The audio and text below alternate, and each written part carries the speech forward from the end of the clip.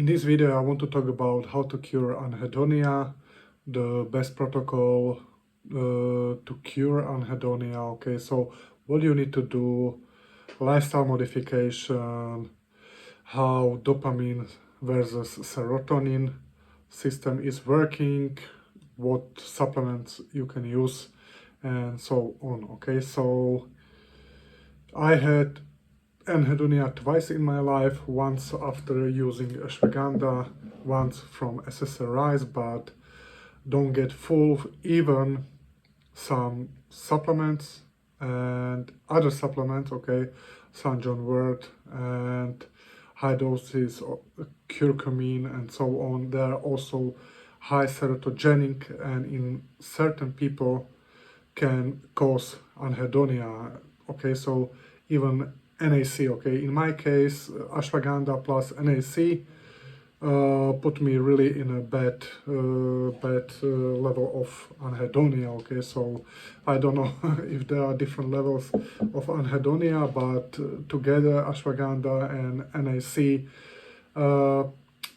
caused a lot, or caused a high level of anhedonia for me. Okay, so first of all, let me explain how it works. Okay, so there is always some effect between serotonin and dopamine. Okay, so like I said, it can be from SSRIs, or it can be from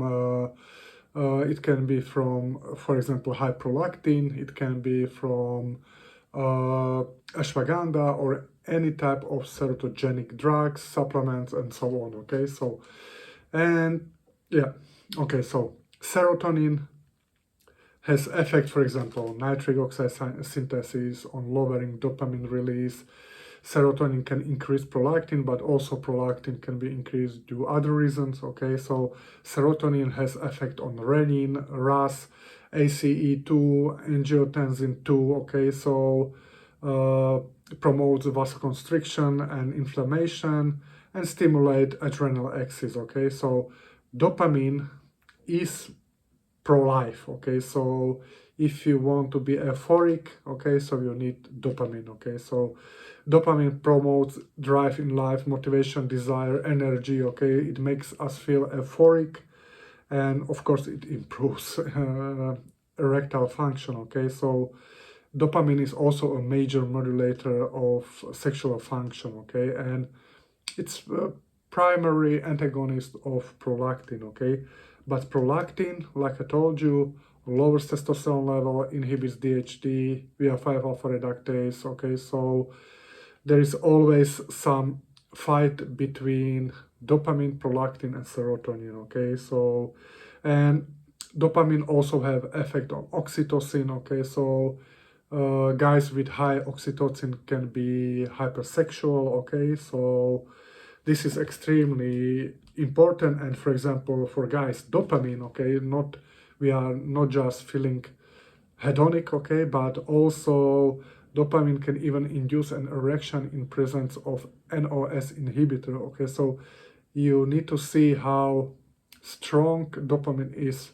Okay, so but dopamine is excitatory for our organism, and our organism is always smart and try to somehow get the balance. Okay, and in this video I will tell you how to cure anhedonia. Okay, so what I personally think, it's not the problem of lower dopamine or so. That's the problem, is that these receptors are blocked. Okay, so because, for example, prolactin, if prolactin is high, I try to keep my prolactin, and I dramatically improved my dopamine when my prolactin was like really low, 4 to 7, okay, nanogram per milliliter. Okay, so it's prolactin, for example, has really big impact on dopamine receptors like D2. Okay, so it's antagonist. Okay, so serotonin the same. It has antagonizing effects on dopamine. Okay, so what we really want to do is reuptake these receptors. Okay, so in for example, in PSSD, okay, so you want to some receptor you want to antagonize, some you want to activate, and that's how you lower the overall serotonin, okay? And if you do this, okay, you will also reactivate dopamine receptors, but also sometimes dopamine receptors need some extra help, okay? Lifestyle uh, things, okay, what you can do, okay? You can completely get off social media, okay? So definitely you need to stop watching adult movies, okay? Where you get a lot of these hyper stimuli, okay? So definitely you should stop watching porn, okay? So when I had really bad anhedonia, I could not uh, watch TV or listen to music. So I was really, if I want to recharge, I was sitting in dark without any lights, any TV, social media. Okay, so no music. Okay, I could not hear music when I was driving. It was always without music, everything. Okay, that's the first thing you can do. Okay, this lifestyle modification. Okay, then you can activate receptors, dopamine receptors, because they are probably blocked by serotonin or excess serotonin.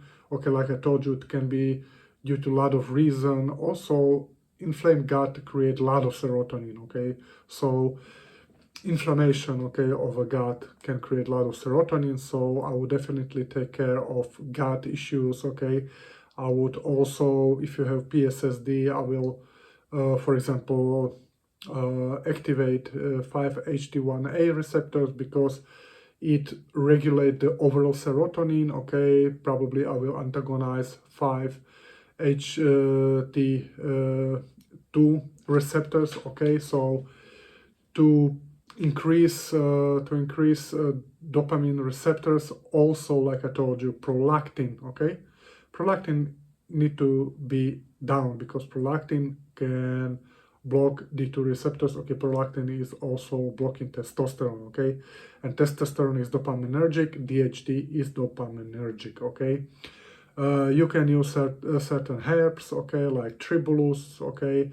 You can use HDAC inhibitors, okay. I don't like valproate and so on, but sodium butyrate is a good thing, okay. So, and there are also, like I told you, supplements that can affect serotonin receptors, okay, and can support also dopamine receptors. And for example, if you want to work on your dopamine system, okay, then you have things like 9-MBC, okay, and also you have things like cerebrolysin, okay, so where you like rebuild the system, okay. But I would definitely start with supporting D1 D2 dopamine receptors, okay. I would apply lifestyle modification. And if you have things like PSSD, okay, or if you've been taking ashwagandha, or I will try to also avoid certogenic substances, okay, curcumin, what else? Saffron, okay, rhodiola, okay, so all these kind of things. And maybe you can also use COMT, or you can decrease the COMT. It's a breakdown of dopamine and noradrenaline, okay. So that what I will do. If you need my help, you will find a link under this video. Bye.